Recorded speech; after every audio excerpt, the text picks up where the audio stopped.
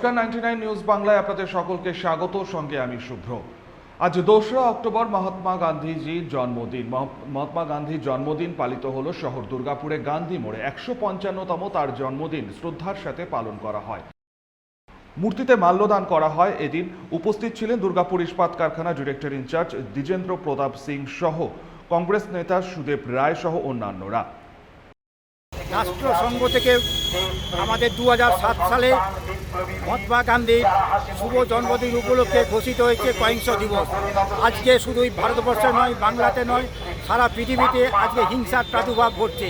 এই হিংসা থেকে যদি মানুষকে মুক্তি পেতে হয়, তবে এই যে মহাত্মা গান্ধী যে মূর্তি দেখছেন, এর পদতলে বসে আমাদের কিন্তু সেই ঈশ্বরকে ডাকতে হবে। ঈশ্বর যে শুভবুদ্ধি জাগ্রত করুক, এবং সেই জাগ্রত করবেই। মনুষ্যবোধের এই জাগরণ ঘটলেই কিন্তু মানুষের মধ্যে যে হিংস্রতা, মানুষের মধ্যে যে অপরকে আক্রমণ করা, মানুষের মধ্যে অপরকে গালিগালাজ করা, ছোট করা, এই মানবিকতা থেকে মুক্তি পাবে।